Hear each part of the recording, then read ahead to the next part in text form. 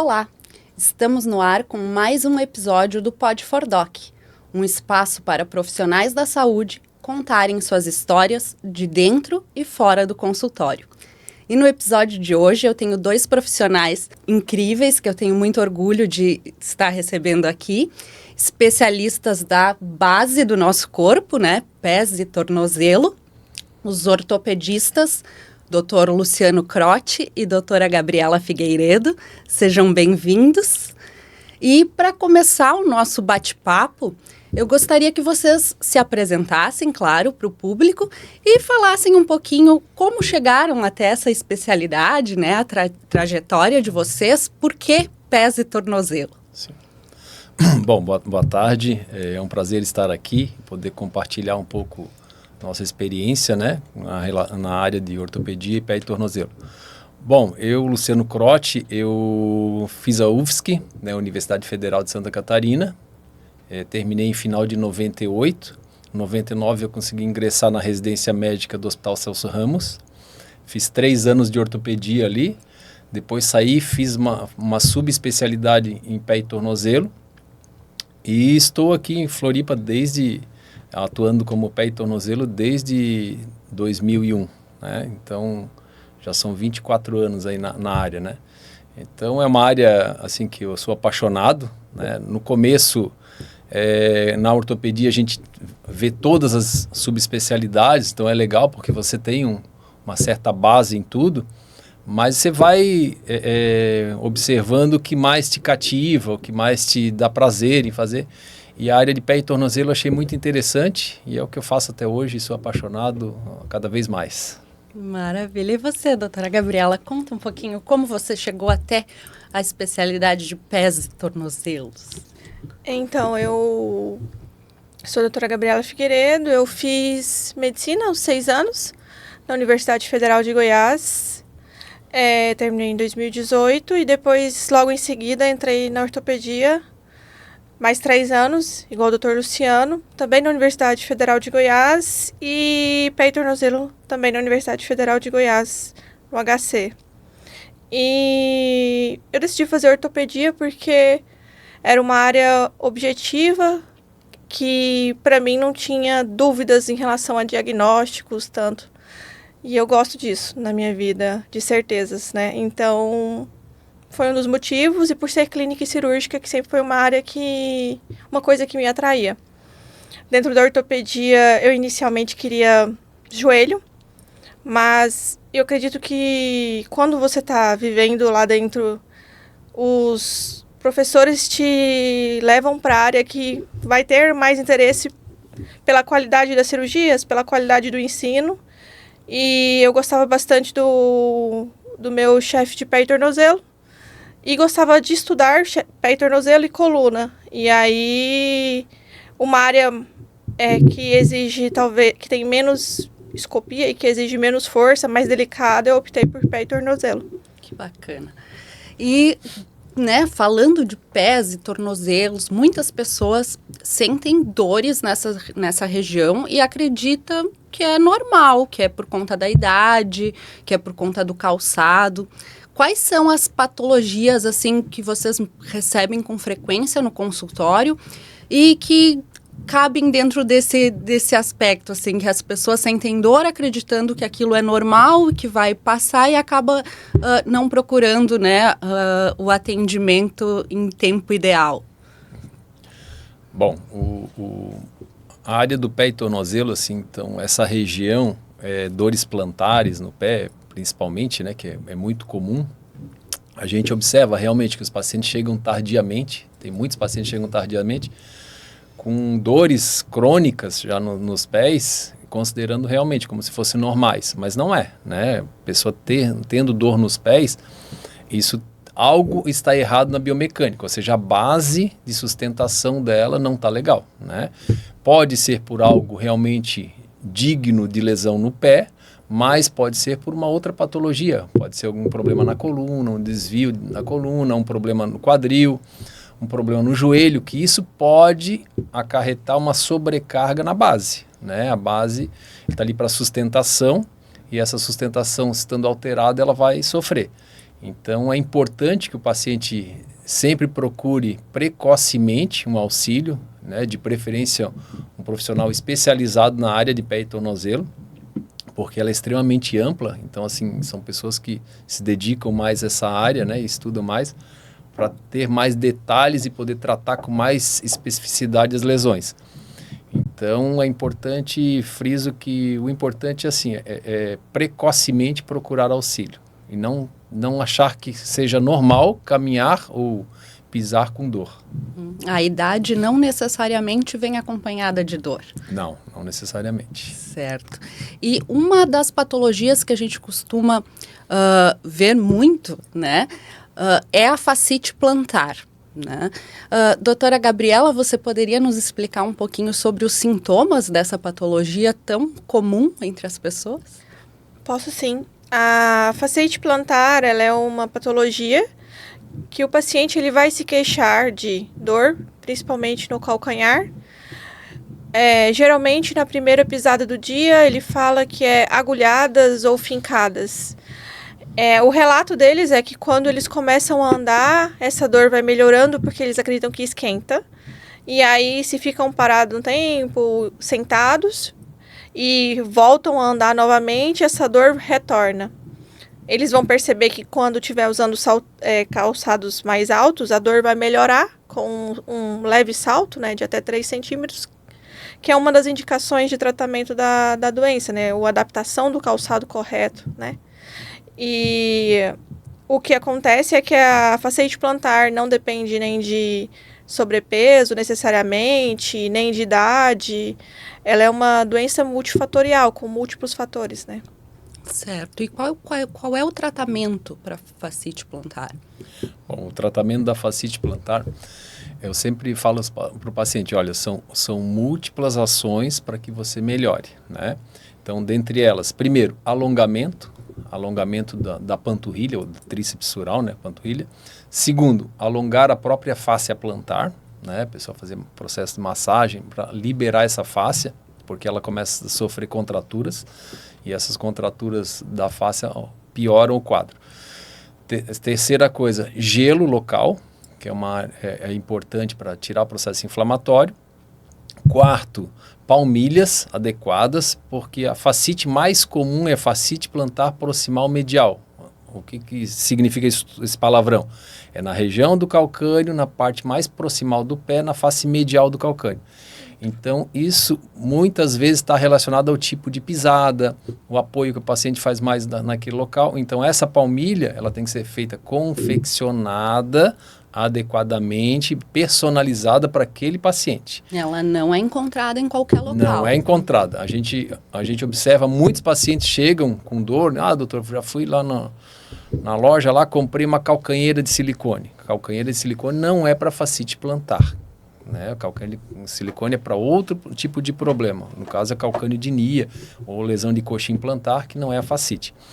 Então, além disso, medicações também, né, é importante para tirar o processo inflamatório. Essa seria a primeira fase que a gente fala de tratamento da fascite plantar.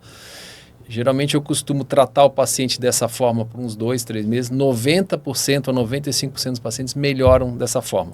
Esses 5 a 10% que não melhoraram, parte-se para o quê? Pode ser feita terapia por ondas de choque ou tripsia óssea, né? Que a função da tripsia óssea é fazer com que aquela área de fibrose, de lesão, ela aumenta em 6 vezes o processo regenerativo no local. E isso aumenta, obviamente, a cicatrização da fáscia, né?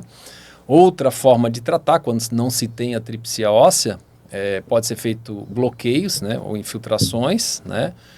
Só que tem que se tomar muito cuidado com as infiltrações para você não injetar no coxim plantar, para não criar atrofia de coxim, e não dentro da fáscia plantar também, que pode acarretar roturas futuras. Então, a infiltração ou bloqueio, ele é bom, mas desde que bem aplicado. Então, a gente costuma fazer lá na clínica, guiado por ultrassom, né? Então, você vê onde está aplicando exatamente a medicação. Perfeito. E, doutora Gabriela, como funciona, então, essas terapias por ondas de choque? Como é feito esse tratamento? A terapia por onda de choque, na verdade, elas são ondas mecânicas, né? Tá aqui o local no calcanhar que dói e são pequenas batidinhas em altas rotações. Essas ondas mecânicas, elas vão no tecido diminuir o processo inflamatório e aumentar a cicatrização. E ela tem vários usos, não só para fasciite plantar, tendinites, como para edema ósseo, que a gente fala que é como se tivesse tido uma contusão dentro do osso, e também para, como por exemplo, a cicatrização óssea, pseudoartroses, e até, por exemplo, alguns pacientes que não podem ser operados, que são diabéticos, transplantados, a gente faz o uso das ondas de choque para cicatrizar o osso. E nós temos também na nossa clínica lá, o Dr. Luciano faz, e tem excelentes resultados, cientificamente comprovada, muito bom. Além da fascite plantar, quais as outras patologias que esse tratamento é eficiente para ele? Hoje, para tendinopatia do quadril, no caso no grande trocânter ali no glúteo médio, bursite trocantérica, na região do ombro, as tendinopatias de ombro, né? Principalmente quando você tem alguma calcificação, e essa calcificação no ombro chama-se com densidade em pasta de dente, que não é aquele osso bem formado dentro do tendão, essa calcificação em pasta de dente, você fazendo ondas de choque, você some com essa calcificação, né? Ela chega a ser reabsorvida. Para tendinopatias insercionais do tendão de Aquiles, esporão posterior do Aquiles, tendinopatias do próprio tendão de Aquiles, para epicondilites, também são bastante utilizados. Então tem uma gama de fatores, principalmente nas lesões insercionais, ela é muito boa, né? Certo. E as aplicações de ortobiológicos funcionam da mesma forma? Os ortobiológicos, eles também têm um processo de aumentar o processo regenerativo, porque tudo o que a gente, nesses ortobiológicos, terapia por ondas de choque, a função deles qual é? É aumentar a capacidade do paciente em regenerar, né? Eu não estou colocando nada ali que vai fazer milagre. Não. É do próprio paciente que você tira, por exemplo, o PRP, você tira o sangue, faz o processo, né? Você está aplicando mais células para criarem um processo aumentado de cicatrização. Então, a função praticamente é a mesma. O objetivo final é o mesmo, né? Uhum. Aumentar o processo cicatricial, esse poder de cicatrização para curar. É um empurrãozinho aí para o paciente. E qual seria a maior diferença, assim, das patologias de fascite plantar, neuroma de Morton, esporão de calcanhar, que com esses nomes os pacientes não conseguem diferenciar muito, mas acredito que haja alguns sintomas bem parecidos, né, semelhantes entre uma patologia e outra. Então, a fascite plantar é a patologia mais comum do pé. Então, a maioria dos pacientes, eles chegam no consultório achando que é fascite plantar para tudo o que acontece no pé deles. E, assim, para simplificar, eu acho que para os pacientes fica mais claro, a fascite plantar vai ser uma dor no calcanhar, da parte de trás do pé. O neuroma de Morton, a dor vai ser na frente do pé. Então, se ele tem uma dor na parte da frente, a gente chama de antepé, né? Ali perto dos dedos, e geralmente ela é mais localizada, não é uma dor distribuída em todo o pé, sendo mais comum o neuroma de Morton no terceiro espaço. Então, você conta o hálux, o dedão, né? 1, 2, 3, terceiro espaço é o local mais comum e onde tem o neuroma de Morton, que é o neuroma mais comum, na frente do pé. E a outra, o esporão. O esporão, ele é a proeminência óssea que se tem no calcanhar. As pessoas, os clínicos, médicos não especialistas em pé e tornozelo, eles costumam culpar a fascite plantar como se fosse o esporão, mas a culpa não é do esporão, é a inflamação da face. Porque o esporão, ele é visto no raio-x. E os médicos não especialistas, as pessoas que são gerais, eles vão pedir só um raio-x e vão ver o esporão e vão culpar aquilo ali, né? Uhum. E o esporão, então, ele é uma deformidade óssea ou todos nós possuímos o esporão? Não, o esporão, na realidade, ele surge por um processo crônico de tração exagerada no local, né? Por exemplo, tem o esporão plantar, que acontece na inserção da fáscia. Lá naquela inserção da fáscia há um processo de calcificação. Por quê? Porque o processo de tração contínua diminui a vascularização daquele local e, em vez de ele formar as células de tendão ou fáscia, eles formam células ósseas, né? Acumula-se osteoblasto pela tração contínua ao osso, ele vai estimular. A mesma coisa o tendão de Aquiles, que se insere no calcâneo, aquele esporão posterior, é aquela tração contínua, né? Que acaba fazendo com que haja um estímulo para a formação desse esporão, que na realidade ele está justo tendinoso ou justo da face, né? Dá um adendo aqui até essa questão do neuroma de Morton, assim, que é a dor do antepé, né?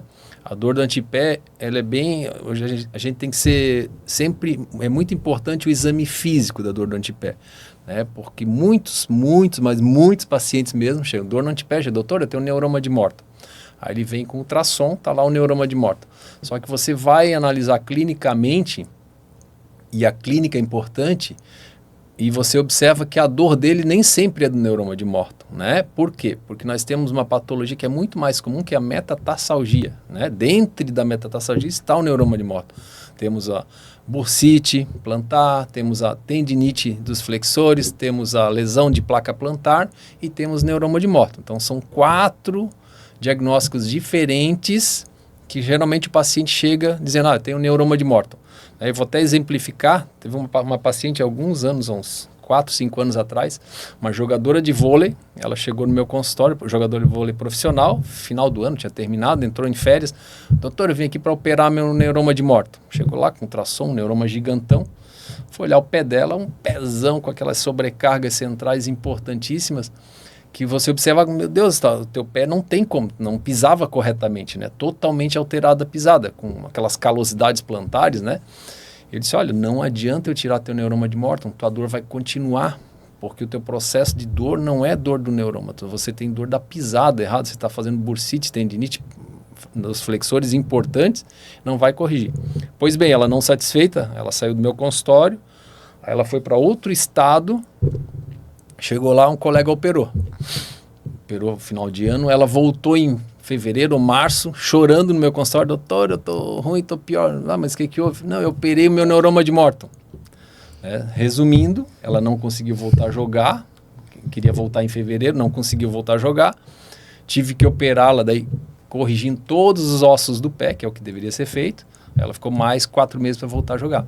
Então, assim, é muito importante o exame físico e a história do paciente, né? Porque neuroma de Morton é aquela história clássica. Olha, eu uso um calçado fechado, adormece meu dedo, eu tenho que tirar o calçado para soltar meus dedos. Essa é a clássica do neuroma de Morton. E a metatarsalgia é aquela, pisei, eu ando descalço, começa a queimar meu pé embaixo, doer. Isso não é neuroma de Morton. Isso é geralmente bursite plantar ou tendinite flexor ou já lesão de placa plantar. Aí, conforme o exame físico, você diferencia uma da outra.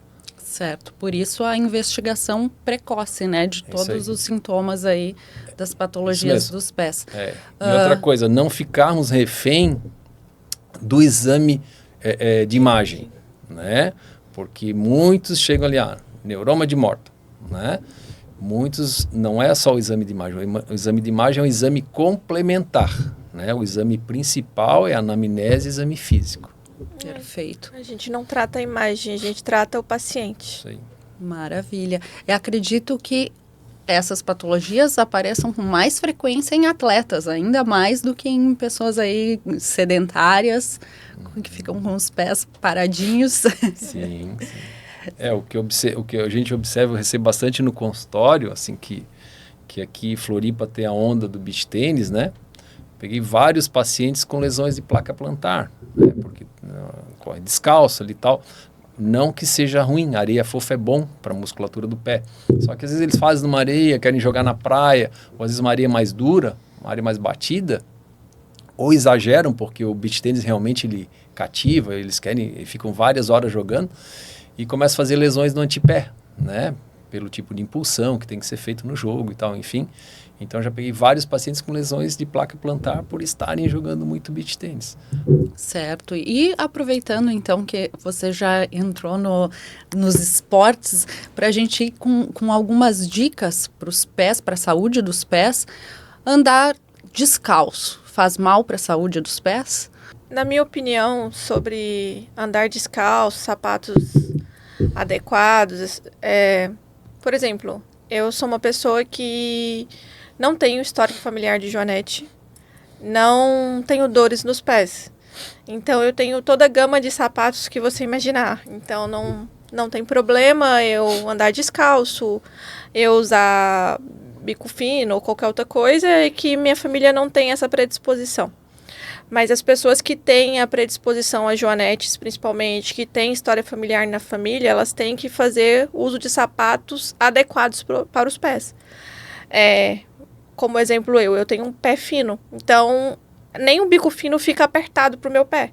Então tá tudo certo, mas a pessoa que tem um pé largo, ela não pode usar um bico fino, porque a forma vai estar fazendo com que o pé dela tenha problemas, se estreite. Então, se a pessoa tem dores nos pés, o ideal é que ela não ande descalço e que ela use um sapato mais acolchoado, mais elevado, e sapatos a gente sempre indica aqueles com elevação, um pouco do calcanhar ali, que seja curvo, porque a nossa marcha, ela funciona como um balanço, né? A marcha quer dizer, o andado, ela funciona como um balanço.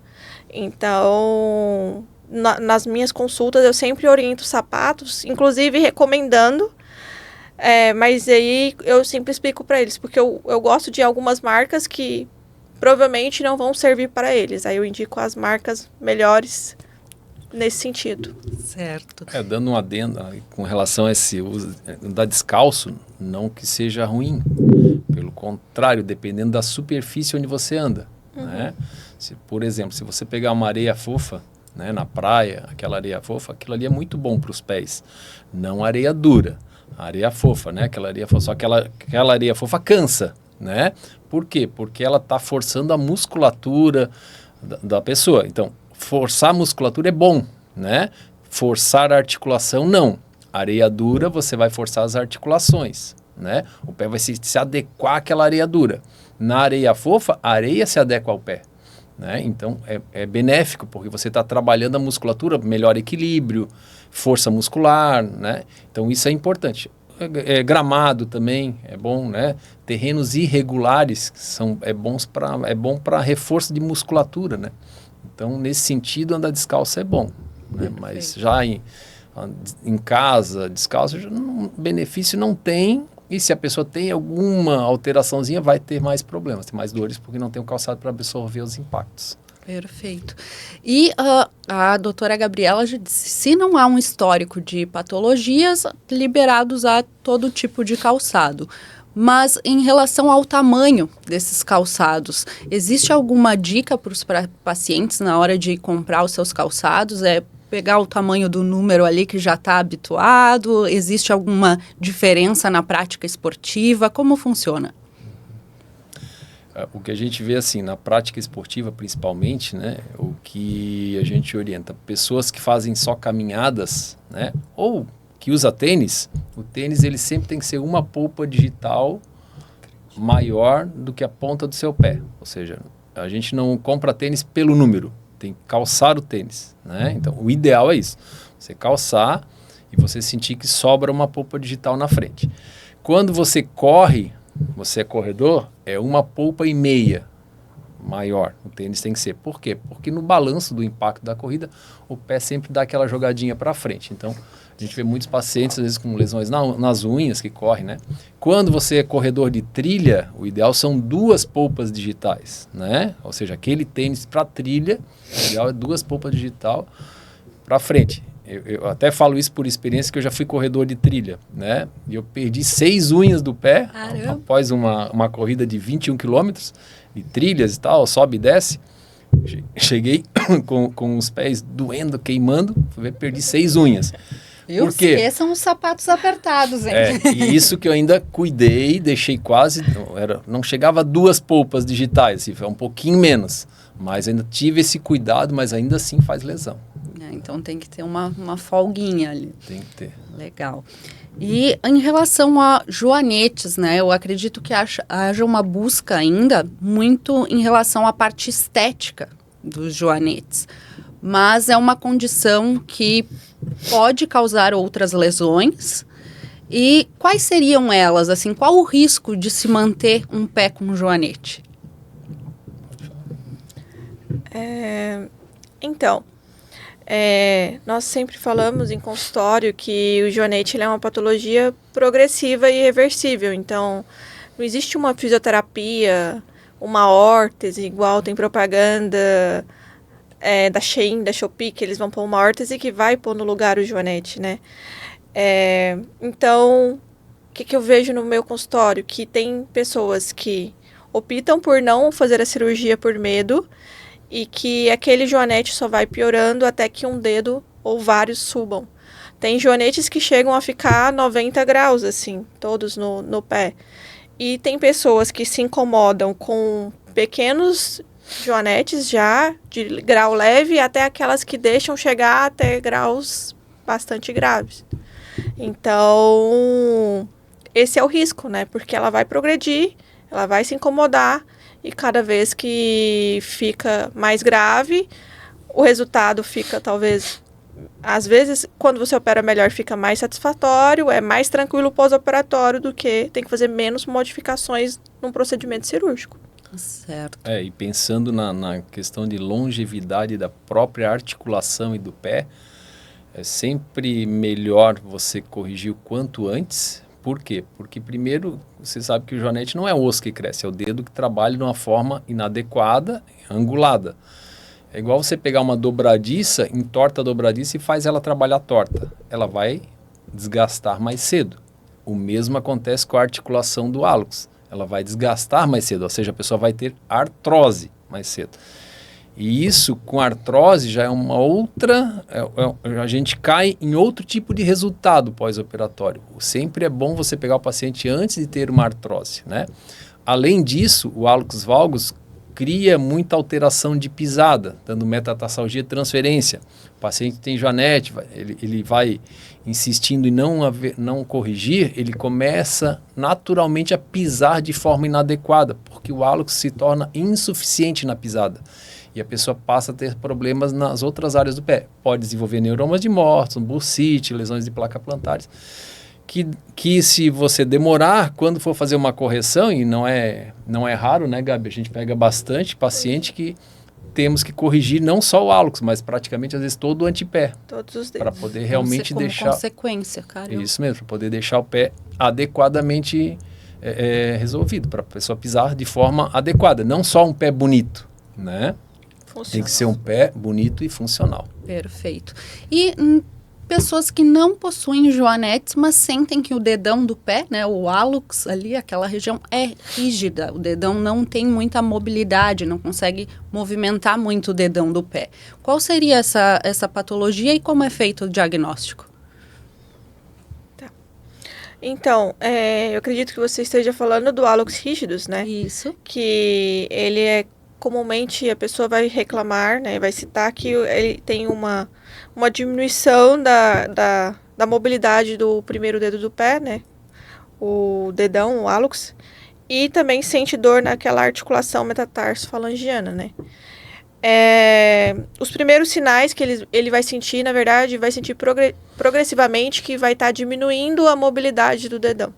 E depois, com o avanço, vai começar a sentir dor. Ele é decorrente de lesões da cartilagem, às vezes por trauma de repetição, acontece muito em jogador de bola, porque tem aquele trauma de chutar. E aí é lesado a cartilagem, que, por exemplo, não seria visto num raio-x, só seria visto numa ressonância, só que a pessoa só vai fazer o raio-x. E a partir do momento que se torna doloroso, tem que se fazer uma intervenção cirúrgica. Certo. E falando sobre as cirurgias, como você mesmo mencionou, muitas pessoas têm medo até dessa palavra, né? Falou em cirurgia, sai correndo do consultório. Mas ela é uma ótima solução, acredito, para grande parte das patologias aí dos pés. Como funciona essa cirurgia minimamente invasiva? Vocês podem explicar um pouquinho? Sim, a cirurgia minimamente invasiva, acho que ela veio para revolucionar a cirurgia do pé, né? Eu acho que assim, tornou muito mais gratificante você operar o paciente e principalmente a recuperação do paciente é melhor, né? O paciente tem menos dor no pós-operatório, ele se torna mais independente rapidamente, a recuperação é mais rápida, tem menor chance de processos lesivos, por exemplo, infecção, lesão de pele. Então, uma série de coisas que são muito benéficas hoje, porque assim, como o nome diz, é minimamente invasivo. A gente vai trabalhar minimamente, embora para o cirurgião, muitas vezes, tecnicamente é mais difícil do que a via aberta. E quando eu abro, está ali, tá na minha frente, né? Na minimamente invasiva, você tem que ter mais noção da anatomia, né? E seguir os planos. Às vezes você tem que imaginar o plano para poder fazer as osteotomias corretamente, né? No caso dessas cirurgias minimamente. Certo. E para quem está nos assistindo e deseja ir fazer uma cirurgia, sabe que está com os pés sofrendo, sentindo dores, como é o pós-operatório? Ela vai ficar aí muito tempo parada, vai voltar para a rotina normalmente, vai conseguir voltar para o trabalho? Como funciona o pós-operatório? Então, como o doutor Luciano falou, ela veio para revolucionar, né? Porque antigamente o pós-operatório das cirurgias abertas era ficar em média 30, 45 dias sem pôr o pé no chão, um pós-operatório mais doloroso. Com a técnica minimamente invasiva que nós conseguimos aplicar na maioria das patologias, das doenças, o intuito é que o paciente ande no dia seguinte, que a dor seja leve ou nenhuma em alguns casos, né? Porque a dor é particular de cada paciente. Eu sempre falo isso porque eu não gosto de prometer uma coisa que eu não posso cumprir na consulta, né? Então, a volta é andar, mas andar com uma sandália especial, que é a sandália de Baruch, que o paciente pisa só com o retropé, né? Com a parte de trás do pé. E em 30, 45 dias a gente já troca para calçados normais. Rapidíssimo. Uhum. No caso da cirurgia de hálux valgus, que a Gabi descreveu, hálux valgus ou osteotomias do antepé, essa é a rotina. Geralmente 10 dias já libera o paciente para dirigir, ele tira esse baruque, calça um chinelo confortável, dirige e recoloca o baruque para caminhar. Né? Então, assim, hoje modificou bastante esse pós-operatório, mas a gente não usa só para isso, né? A minimamente invasiva a gente usa hoje para artrodeses. Você quer fazer uma artrodese do pé, você não precisa mais ter que abrir, fazer aquela coisa exageradamente grande que a gente fazia. Hoje não, a gente consegue fazer técnica minimamente invasiva, que a dor é muito inferior ao que o paciente sentia, né, no pós-operatório, e essa desperiostização menor, que é o que? Abrir menos o osso por fora, porque a nutrição do osso ele tem por fora e por dentro, né? E essa desperiodização que não ocorre ou ocorre pouco na minimamente invasiva, também ajuda no processo de consolidação do osso. Porque quanto mais a gente desperiostiza, mais o osso sofre para poder fazer a sua consolidação. Legal. E vocês poderiam nos explicar qual a diferença, então, de artrite e artrose, algo tão comum entre os pacientes? Acredito que haja essa dúvida. Artrose, ela são alterações degenerativas por envelhecimento ou por desgaste da cartilagem das articulações. E a artrite, ela é decorrente de um processo inflamatório e muito comumente é uma doença reumatológica, né? E aí tem várias classificações. Artrite psoriática, artrite reumatoide, e aí ela entra numa gama que na verdade não é nem ortopédico, é reumatológico. E, inclusive, não é algo que a gente costuma conduzir, né? A gente trata mais a artrose. Então, vocês poderiam nos contar um caso específico, algo que aconteceu no consultório, uma história marcante dos pacientes para exemplificar esse conteúdo de artrodese? Sim. Pô, caiu como uma luva, né? Eu lembrei de um policial militar que eu operei. Esse paciente, um cara muito atleta, tal, gostava de fazer muito esporte, e ele sofreu um acidente, teve uma fratura de tornozelo, né, grave, já tinha operado em outro local, enfim, já chegou com artrose, né, uma artrose grande de tornozelo e subtalar, e a gente fez uma artrodese, uma panartrodese do tornozelo e da subtalar, né, então enrijeceu bastante o tornozelo dele. E a subtalar mantivemos a chopar livre, que é a parte mais anterior do pé. E uma coisa importante, sempre que você vai fazer uma artrodese, você tem que manter a anatomia do pé, né? O eixo do pé, porque se você faz uma artrodese com o tornozelo um pouquinho varo, principalmente, você trava a chopar. Aí o paciente não vai ter uma marcha adequada. E foi legal, assim, porque esse paciente, ele conseguiu correr depois, fez o TAF, com artrodese, eu não acreditei, mas ele correu, fez o TAF, conseguiu passar, foi promovido, ele fez o concurso da Polícia Federal agora há pouco, aí passou também na Polícia Federal, no TAF que fizeram lá e tal, então assim, uma coisa importante, e ele até agradeceu, até na mídia, coisa e tal, da cirurgia que a gente fez, então isso é importante, porque assim, o paciente às vezes acha que vai fazer uma artrodese, que ele vai perder a qualidade de vida dele totalmente, não é. Esse paciente, ele corre, mas eu já falei, cara, corre menos, não vai gastar o resto do pé, que a gente pede, né, para não sobrecarregar o restante, mas ele corre, ele anda a cavalo, ele faz esporte, faz tudo. Não, né? Limitou praticamente a vida dele. Tudo. Obviamente não vai correr como qualquer outra pessoa que tem um tornozelo, mas ele consegue desempenhar hoje as funções dele de policial normalmente. Perfeito.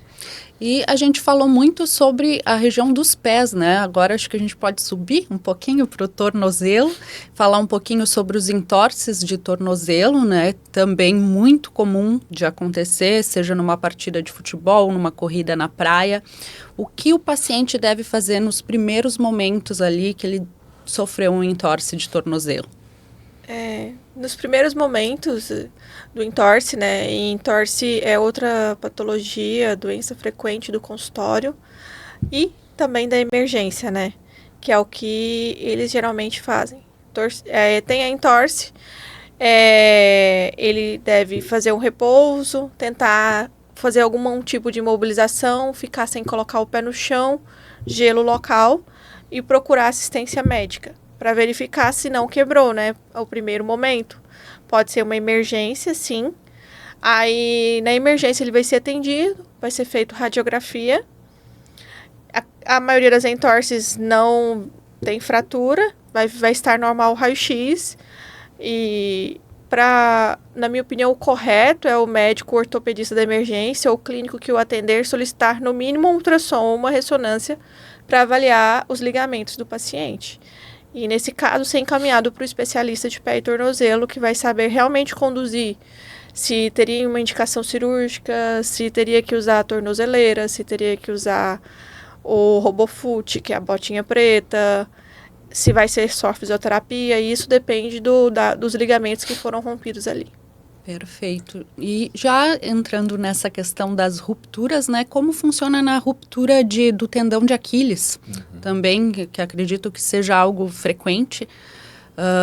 Como é feito, então, o diagnóstico da ruptura do tendão de Aquiles? Bom, a ruptura do tendão de Aquiles, né? No caso, o paciente geralmente ele está fazendo algum esporte em que ele tem uma contração do músculo e, de repente, uma distensão, né? No caso, vai dar um impulso numa corrida, coisa e tal, é muito comum em futebol, é mais comum, né?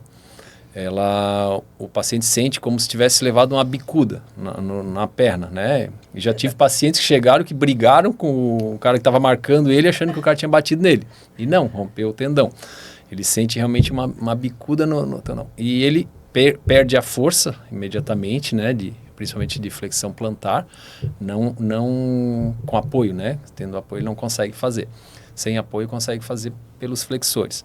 Mas ele chega com dor no local e o diagnóstico é feito basicamente clínico, né? Numa rotura total do tendão de Aquiles, você põe o paciente em decúbito ventral, flete o joelho dele, palpa a panturrilha e faz uma contração. Quando ele faz uma contração, quando a gente contrai o nosso pé, ao mesmo tempo o tendão está puxando o pé. Então você faz essa flexão plantar com a contração da panturrilha. Quando ele tem uma lesão do tendão de Aquiles, você vai fazer esse movimento, como aquele cabo está roto, o pé não vai fazer essa flexão plantar, o pé vai ficar parado, né? Isso é o chamado teste de Thompson positivo, né? Que é quem descreveu esse teste para que seja feito o diagnóstico. Isso é o diagnóstico clínico, né? Claro, você pode fazer exames de imagem, coisa e tal, mas não é obrigatório, né, você ter exames de imagem para ter um diagnóstico. Às vezes você pode solicitar uma ressonância, um ultrassom, para poder documentar melhor, para poder planejar a tua cirurgia, conforme o gap, as técnicas mudam também. Então você pode usar desses artifícios para corroborar com o teu diagnóstico. Certo. E como são feitas as cirurgias nesses casos? A cirurgia do tendão de Aquiles também, atualmente, existem técnicas abertas e técnicas percutâneas. As técnicas abertas ainda têm o seu valor, na minha opinião, principalmente para casos crônicos, casos com um espaço muito grande, porque às vezes o tendão se rompe e ele tem uma qualidade muito ruim de tendão, e o espaço ali, maior que 2 centímetros, grande, necessita de a retirada de outro tendão para poder fazer a sutura ali, a rafia, costurar. Então a gente tira ou o fibular curto ou o flexor do hálux para fazer essa sutura. Mas agora surgiu as técnicas minimamente invasivas, na verdade já tem um tempo, né? Existem técnicas com um aparelho, que chama-se Aquilon, ou com agulhas. E ela é melhor feita para pacientes com uma boa qualidade de tendão e que tenham um espaço bem pequeno, porque aí garante o bom resultado. Não adianta só fazer uma técnica minimamente invasiva se você não consegue garantir o bom resultado para a pessoa voltar a fazer as atividades, né? Perfeito. Então... É uma dica importante, assim, é que, como a Gabi falou, o gap é o espaço, quando rompeu, que se abriu. Então é sempre importante alguém, quando romper o tendão de Aquiles, já deixar o pé em flexão plantar e imobilizar. Isso é o ideal. Se um clínico, um colega, um ortopedista geral ou um clínico, numa emergência, não precisa nem ser ortopedista, já deveria, e o ideal é que ele já tivesse a noção. Coloca o paciente já com flexão plantar, uma tala gessada. Pronto. Por quê? Você não corre o risco de aumentar esse gap. Porque um gap até 2 centímetros você consegue fazer a minimamente invasiva, passou disso não, porque você não vai conseguir trazer aquilo tudo para poder fechar realmente, né? Então, e quanto antes você operar, tanto é que as lesões tendão de Aquiles, tem trabalhos que mostram acima de 15 dias, outros acima de 20, já é considerado lesão crônica. Então, ou seja, você tem que operar quanto mais cedo melhor, porque o tendão também ele vai retraindo. Então, quanto maior o gap, maior vai ser a técnica, maior vai ser a necessidade de enxerto, enfim, a complementação da cirurgia vai ser maior. Perfeito. Vocês mencionaram que muitas lesões são causadas por conta do tipo da pisada do pé, né? Da forma que nós pisamos. Temos a pisada normal, que acredito que teoricamente não ocorre nenhuma lesão com ela. E quais seriam essas outras pisadas que acabam gerando aí uma pressão e um desconforto maior no pé? Nós temos o pé cavo, né, o cavo varo, né? O pé cavo, ele além das próprias dores no pé que ele vai causar, né? Vamos supor um atleta corredor que tem um pé cavo e que é um pé cavo varo, que é um pouquinho virado. Primeiro, ele pode ter o quê? Primeiro, insuficiência dos ligamentos cronicamente, né? Pela sobrecarga, lesão do tendão fibular por haver essa alteração de eixo, né? O tendão fibular ele trabalha com mais tensão e pode ter fratura de estresse na fíbula, ou seja, ele tem uma maior tensão quando ele corre sobre a fíbula, né? Isso o pé cavo. Já o pé plano ou pé pronado, como o pessoal gosta de falar, ou na realidade é um pé plano valgo, este tipo de pé, ele está mais relacionado a lesões no estresse tibial. Por exemplo, fratura de tíbia por estresse, síndrome de estresse tibial. Corredores também, ou quem faz muita atividade física, que demanda muito da perna, se tem um pé plano não adequado, meio desajustado, ele pode fazer lesões na tíbia, síndrome de estresse tibial. Legal. E tem como fazer um estudo dessa pisada previamente para evitar essas lesões? É feito com fisioterapeutas? Então, como o Dr. Luciano falou, nesses tipos de pés, uma coisa ideal para se fazer para adequar a pisada pode ser feito palmilhas, para compensar a pisada e colocar esse paciente para tentar andar num eixo normal. Não vai modificar o tipo de pé, e isso tem que ficar bem claro para as pessoas. Porque a modificação do tipo de pé, ela é feita só com cirurgia quando tem necessidade. Então, a palmilha ela vai corrigir a pisada, colocando no eixo adequado. Isso pode ser visualizado o tipo de pé num podoscópio, que é um tipo de aparelho que tem, geralmente, no consultório do cirurgião de pé.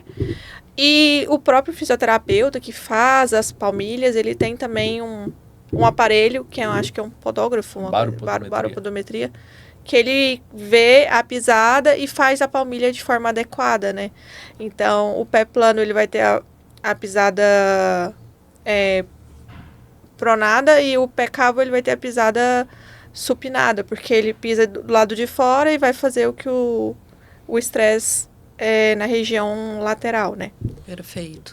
Uma coisa importante também, assim, que eu acho, e eu pego muito, assim, a gente pega muito, tem muitos colegas fisioterapeutas muito bons que a gente vê aí, mas às vezes também tem muitos que fazem palmilhas, mas palmilhas realmente não são muito adequadas ao que eles quiseram fazer. E é importante, eu acho importante, e eu vejo muito assim, que eu acho que o paciente deveria passar por um médico e este encaminha para o fisioterapeuta, coisa e tal. Por quê? Porque tem muitas particularidades na palmilha que o médico, a gente estuda da biomecânica do pé, que a gente corrige já nessa palmilha. Por exemplo, você vai um pé plano, eu pego muitos pacientes, pé plano, fez uma correção, fez um varo do retropé na palmilha. Beleza, trouxe. E o antepé? Aí o antepé, quando ele corrige o retropé, o antepé tá supinado. Não corrigiu na palmilha na frente. Você corrigiu atrás e desequilibrou a frente. Então, isso eu pego muitos pacientes que tiveram colegas fisioterapeutas que fizeram a palmilha dessa forma. Ou seja, então isso é importante, ter uma visão um pouco mais global do pé, para que a pessoa realmente faça a palmilha que realmente vá ser útil e que dê resultado para o paciente, né? Porque às vezes você vai resolver um problema... Tapar o sol com a peneira, né? Acaba curando uma lesão e fazendo outra. A gente falou muito sobre lesões, patologias, mas existem também algumas lesões nos pés causadas por outras doenças, né? Que é o caso aí dos pés diabéticos, os tais, famoso pé diabético. O que seria isso? Quais são os sintomas desse pé diabético? O pé diabético, ele é... De base, o paciente ele vai ter como doença diabetes, e a diabetes ela vai gerar uma série de problemas, né, clínicos que são clássicos da doença, né? Que afeta o pé e tornozelo é a neuropatia diabética. Então, esse paciente ele não vai ter sensibilidade no pé, então ele tem que ter bastante cuidado com o uso principalmente de sapatos adequados. Porque se ele machuca esse pé, além da falta de sensibilidade, a vascularização do diabético ela é lesada. Então, se ele machuca, a cicatrização dele ela é pior do que uma pessoa sem essa doença. E aí ele não cicatriza, o pé está machucado, infecciona, e aí se torna o nosso pé diabético para corrigir.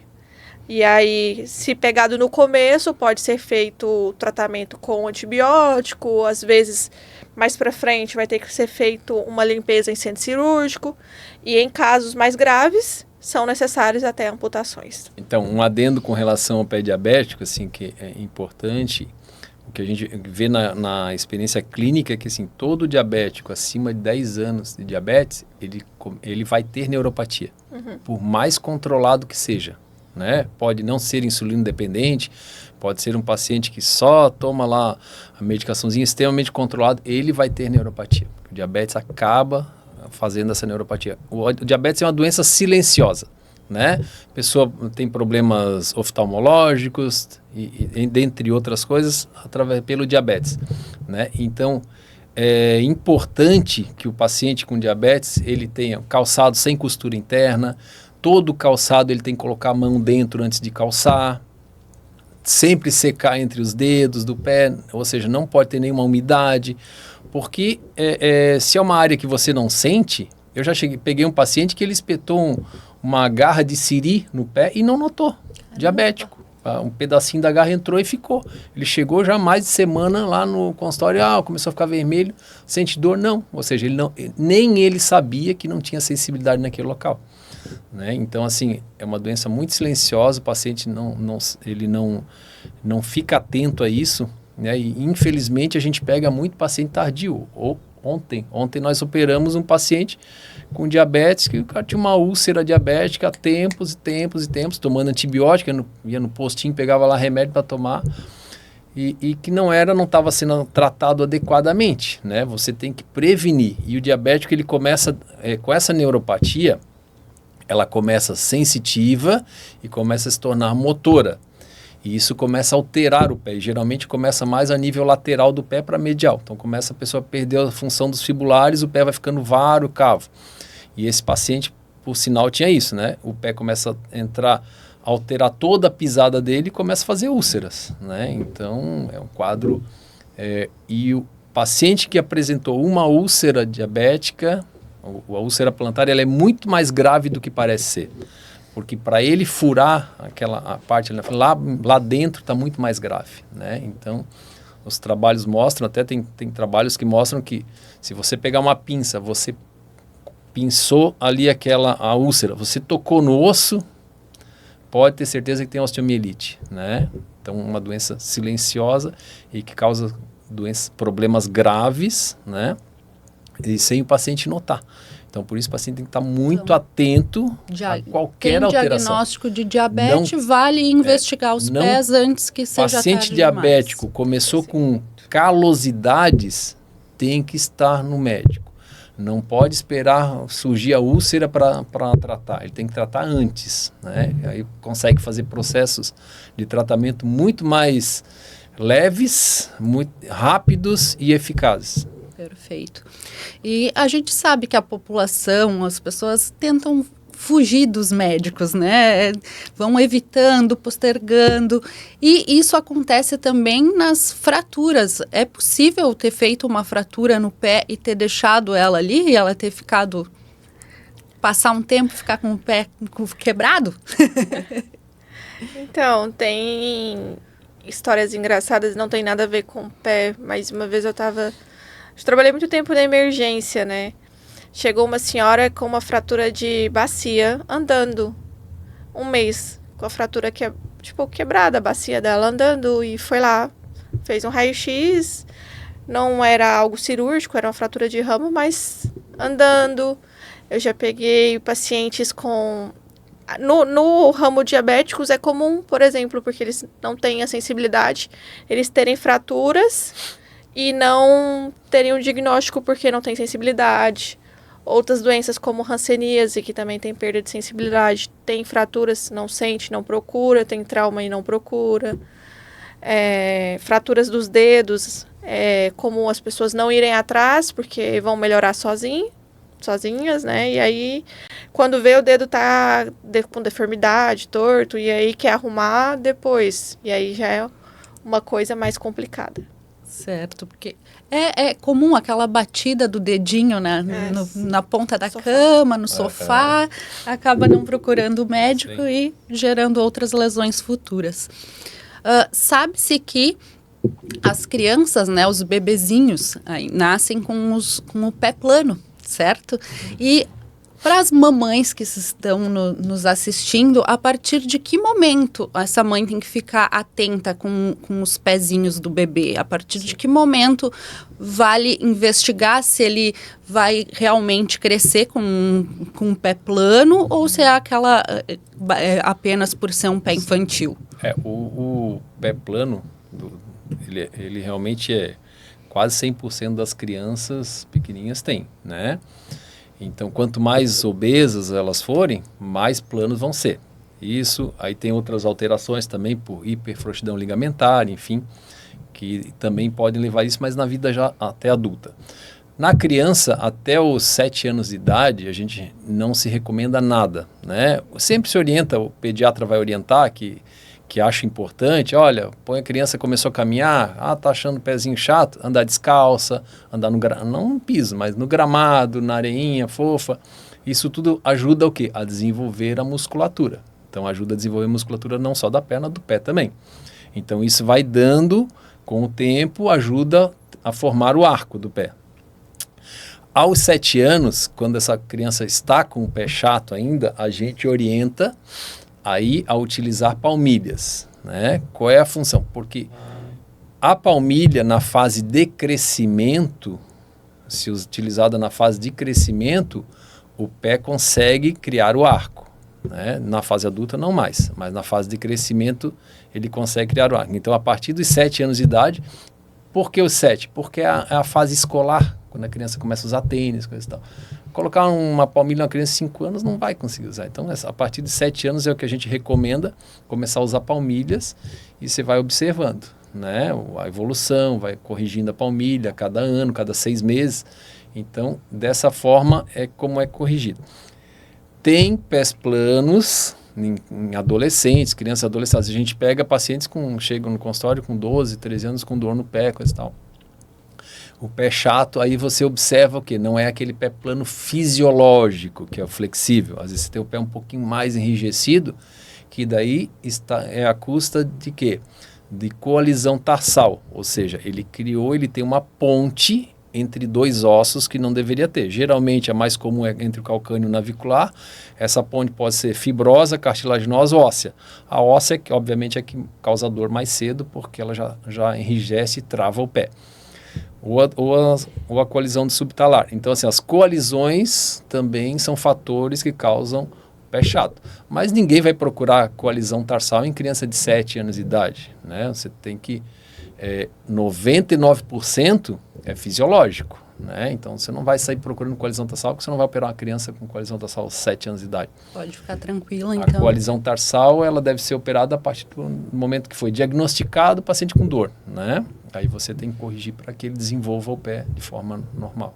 Para finalizar e encerrar, então, o nosso bate-papo aqui sobre pé e tornozelo, gostaria que vocês falassem para o nosso público aonde que vocês atendem, né?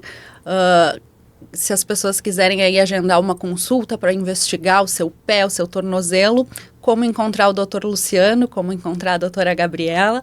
Tanto eu quanto o Dr. Luciano, nós atendemos no CT ortopédico, localizado no Santa Mônica. Vocês conseguem localizar pelo Google, digitando CT ortopédico, e lá tem um telefone para agendamento também. Vai ser um prazer atender vocês.